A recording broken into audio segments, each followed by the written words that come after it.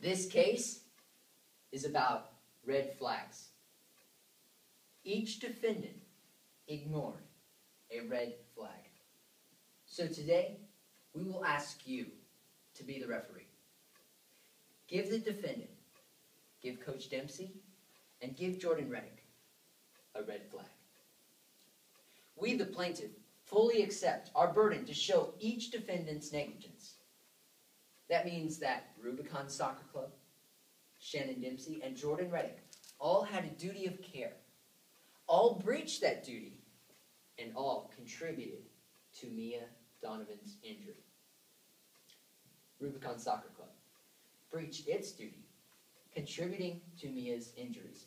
Imagine if a fire department did not ensure that job applicants had the body strength to carry unconscious people up and down ladders.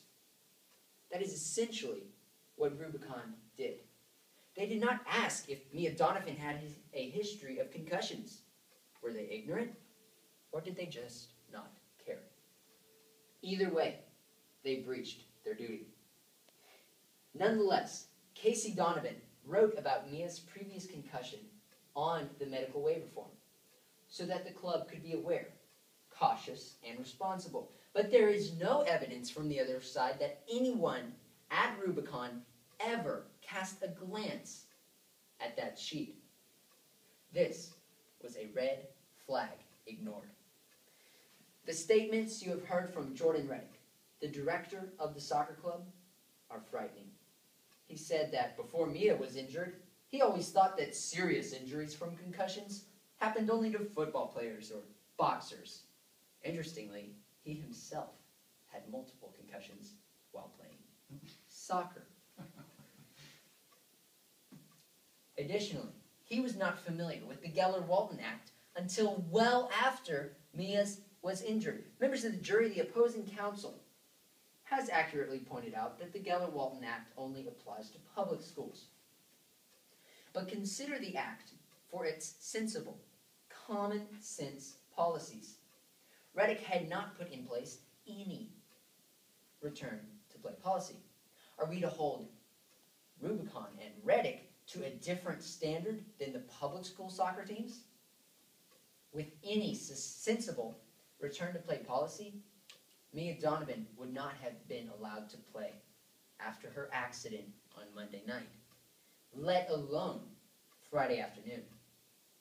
If Reddick had wanted to completely ignore the remotest possibility of a concussion, he could not have done any better. He ignored articles on concussions in his coaching magazines. He did not put links or info about concussions on his site, and he did not even research concussions until after Mia's injury. Ladies and gentlemen, that was too late. He had already ignored all the red flags. You have heard from Coach Dempsey's own mouth, not mine, that he was trying to get the director's attention and the respect of the other coaches. That was the motivation. Dempsey claims he was trained, but he thought you had to be unconscious to have a concussion. You heard Dr. Register say that this happens in only 2% of cases. Dempsey should have been capable of recognizing concussion symptoms. But as you have heard from our expert Dr. Register, Dempsey saw 3 concussions right before his eyes and did not recognize them. Even if he did notice Mia's symptoms, a concussion was not a good enough reason to pull out his top scorer. After all, his philosophy in college, when he got a concussion, was to play through the pain. You heard him say that a little dizziness didn't stop me from playing. A little dizziness led to Mia's current condition. Why? Because Dempsey ignored the red flags. Mia Donovan can't be here today because of the injuries she has suffered. I wish you could meet Mia Donovan. Sit across from her. Listen to her. She might squint from the light overhead, pause before responding, and even forget your name. But I promise you one thing. I know this is it. You would never forget Mia Donovan.